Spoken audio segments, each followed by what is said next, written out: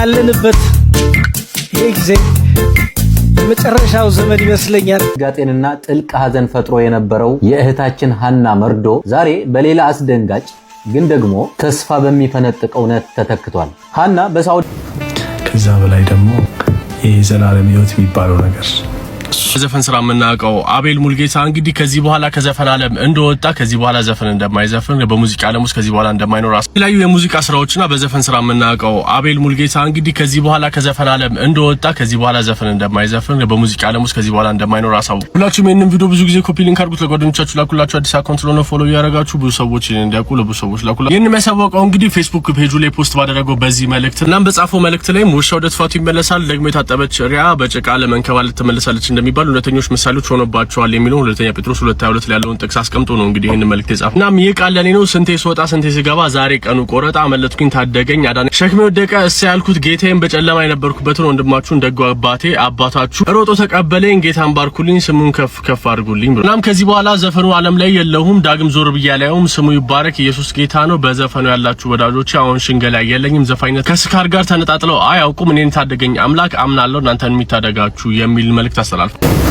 ከዛ በላይ ደግሞ የዘላለም ሕይወት የሚባለው ነገር እሱ ብዙ ሰው አይ ቲንክ የዘላለም ሕይወት የሚመስለው እኔም በፊት የሚመስለኝ የዘላለም ሕይወት ሲባል ስንሞት የሚጀምር ይመስላል።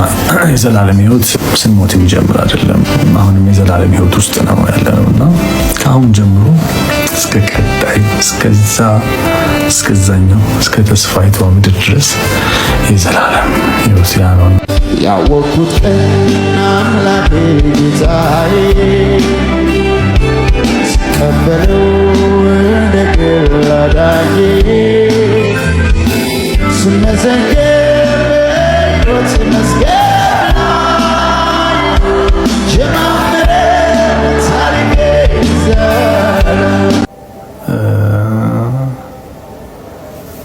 አይ ቲንክ እንትኑ እያየሁ ባላወራ ይሻለኛል። ኮመንቱ ዝም ብዬ ውስጥ ያለውን ሀሳብ ለመናገር እንትኑ ኮመንቱ ይረብሻልና ብዙ ሰው እንደራሱ አንዳንድ ሰው ደስተኛ ሊሆን ይችላል በህይወቱ፣ አንዳንዱ ደግሞ ደስተኛ ላይሆን ይችላል እና ደስተኛ የሚያደርገው ነገር ቁስ ወይ ሀብት ወይ ንብረት ምናምን አይደለም ነው የገባኝ። ቢኮዝ እነዛ ነገሮች በተወሰነ መንገድ ለማየት ችያለሁ በትንሹ ብትሆን እና ሌላ ደስታ እንዳለ ገባኝና መጽሐፍ ቅዱስም ይላል እኔ የምሰጣችሁ ደስታ ዓለም እንደምሰጣችሁ አይነት አይደለችም ይላል እና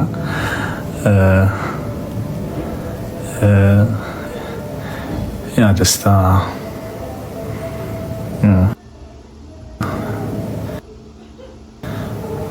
በቃ ፈሰሰና ሞላ ውስጤና በቃ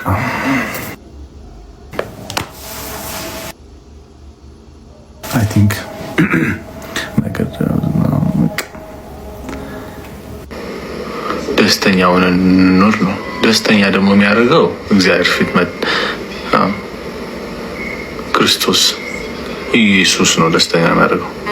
የደስታው ማንም ያለም የለሱ ያዳነኝ ስም ነው ኢየሱስ።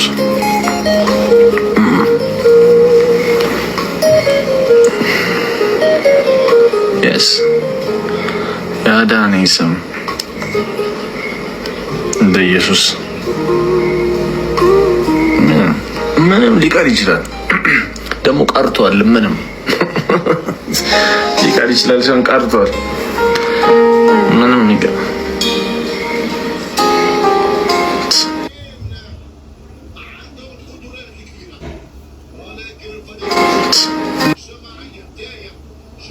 ሰላም ጤና ይስጥልኝ። በመላው የዓለም ዳርቻ ላይ ሆናችሁ ይህንን ድምጽ እየሰማችሁ የምትገኙ የሰው ልጆች በሙሉ ዛሬ በእጃችሁ ላይ ያለው ስልክ መልእክት መቀበያ ብቻ ሳይሆን የታገተችው እህታችን ሐና ከሞት አፋፍ የምናስጥልበት የትግል መሳሪያ ነው። ይህንን ቪዲዮ ሼር ማድረጋችሁ ተራ ተግባር አይደለም። ይልቁንም ለሃና ነጻነት በር መክፈቻ ነው። ባለፉት ወራት በመላው ኢትዮጵያውያን ዘንድ ታላቅ ድንጋጤንና ጥልቅ ሐዘን ፈጥሮ የነበረው የእህታችን ሃና መርዶ ዛሬ በሌላ አስደንጋጭ ግን ደግሞ ተስፋ በሚፈነጥቅ እውነት ተተክቷል። ሃና በሳውዲ አረቢያ የነበራትን ቆይታ በህጋዊ መንገድ ለመቀጠል የመኖሪያ ፍቃዴን አሰርቼ በነጻነት እኖራለሁ፣ ራሴንና ቤተሰቤን እለውጣለሁ፣ ልጄንም በኩራት አሳድጋለሁ በሚል ብርቱና ንጹህ ተስፋ በሳውዲ ድንበር አድርጋ ጉዞ መጀመሯ ይታወሳል። ይሁን እንጂ በሳውዲ ድንበር በረሃ ላይ ህይወቱ አልፋል ተብሎ የተሰራጨውን መርዶ የሁላችንም ቅስም የሰበረና ተስፋ ያስቆረጠ እጅግ በጣም አሳዛኝ ዜና ነበር። በሳውዲ አረቢያ ለመኖሪያ ፍቃድ መኖር ያለውን መሪር ስቃይ የፖሊስ መኪና የሳይረን ድምጽ በተሰማ ቁጥር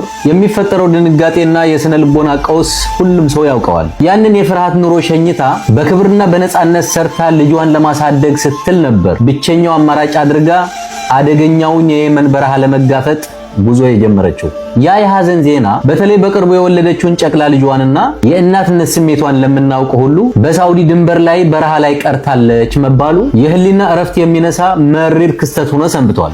ዛሬ ያ የሐዘን ጨለማ ተገፎ ተስፋ ሰጪ መረጃዎችን መውጣት ጀምረዋል። ሃና አልሞተችም፣ ይልቁንም በድንበር ላይ በታጋቾች እጅ ትገኛለች የሚሉ መረጃዎች ለሁላችንም አዲስ የተስፋ ጭላንጭል ሰጥተውናል። ይህ መረጃ በአንድ በኩል በህይወት የመኖር እድሏን በማብሰሩ ደስታ ቢፈጥርም፣ በሌላ በኩል ግን በሰዎች ታግታ በስቃይና በሰቆቃ እጅ መሆኗን ስንረዳ ስብራታችን ዳግም ጥልቅ ሆኗል። ሃና ዛሬ ድምጽ ያገኘችውና እውነታውን ፍንጭ የሰጠው የማህበራዊ ሚዲያ ተጠቃሚ በመሆኗ ብቻ ነው። ይህ ደግሞ ሌላ ትልቅ ጥያቄ እንድናነሳ ያስገድደናል። ስንትና ስንት በሚዲያ የማይታወቁ ማንም ድምጽ ያልሆናቸው ብዙ ወገኖቻችን መሞታቸው ሳይረጋገጥ ሞቱ ተብለው ተረስተው፣ ነገር ግን ልክ እንደ ሃና በአጋቾች እጅ ታፍነው እየተሰቃዩ ይሆን የሚል ጥያቄ እንድናነሳ ግድ ሆኗል። በመጨረሻም ለመላው የኢትዮጵያ ሕዝብና ለማህበራዊ ሚዲያ ተጠቃሚዎች በሙሉ ሃና አልሞተችም የሚሉ መረጃዎች መውጣታቸው የተስፋ ጅማሮ እንጂ የጉዞ ፍጻሜ አይደለም። ደስታችን ሙሉ የሚሆነው እህታችን ሃና በአካል ተገኝታ ነጻነቷ ተረጋግጦ ወደ ቤተሰቦቿ ስትመለስ ብቻና ብቻ ነው። እስከዛው ግን ለሃና ሁላችንም ድምጽ መሆናችንን ልናቆም አይገባም። በሳውዲ ድንበር አካባቢ በዜጎች ላይ የሚፈጸመው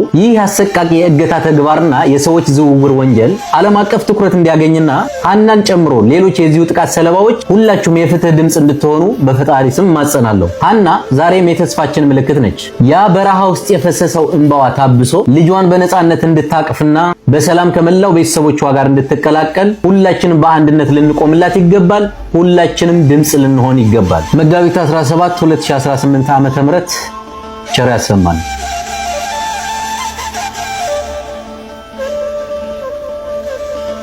السلام عليكم ورحمة الله وبركاته. يا أهل النخوة والشهامة في اليمن، خصوصا أهل الفرشة في الحدود اليمن، يا أهل الفزعة، يا أهل القلوب الطيبة، نخاطبكم اليوم قلوبنا مليانة الألم وكل أملنا فيكم قعد الله. قصتنا قصات بنتنا هنا اللي تشوفونها وراي في الشاشة. هنا كانت تشتغل في السعودية تكافح عشان تعيش وتوفر لرزعاتها حياة كريمة، اضطرت تروح للحدود عشان تضبط وضعها وترجع لحياتها بشكل نظامي، لكن للأسف حسابات التهريب ما خاف الله فيها وتركوها في وضع صعب جدا. قالوا إنها توفت، لكن الأخبار تقول إنها لسه حية. هنا محتجزة عند الناس ما عندهم لا ضمير ولا إنسانية. يا أهل اليمن، يا أهل الكرم والرجولة، احنا اثيوبيين نعرفكم زين، نعرف انكم ما ترضون بالظلم ولا ترضون ان امرأة تنزلم على ارضكم، خاصة وهي وراها الطفلة تنتظرها. هنا اليوم اللي تشوفونها وراي في الشاشة هنا مو بس بنت اثيوبية، هنا امانة وجارتكم او مستجيرة في حدودكم، واللي يستجير باهل اليمن ما يذح. اليوم نطلبكم بالله أو بالرجولة اللي فيكم تفزعون أو توقفون وقفة الرجال وتبحثون عنها في إنقاذها من هذول الناس الظالمين. فزعتكم ممكن ترجع الأم للبنتها وتفرح قلب الطفلة محرومة من أمها، وإحنا واثقين فيكم بعد الله أنكم قدها وأنكم ما تخذلون حد يحتاجكم. خلوا غزية هنا غزية في بيت كلكم، لأن الحر ما يرضى بالظلم، وأنتم أهل الحرة والكرامة. رجعوا هنا لبنتها، الله يبيز وجهكم ويكتب أجركم ويحفظ اليمن وأهلها. የሴት ልጅ ህመም የሚያሳምምህ ይሄንን ድምጽ እየሰማህ ያለህ የሰው ልጅ በሙሉ ይሄንን ቪዲዮ ላይክ፣ ሼር፣ ዲዩትና ሪፖስት በማድረግ ለዓለም እንዲደርስ ሁላችሁም የተቻላችሁን ታደርጉ ዘንድ በፈጣሪ ስም ማጸናችኋለሁ። መጋቢት 19 2018 ዓ.ም ቸር ያሰማን።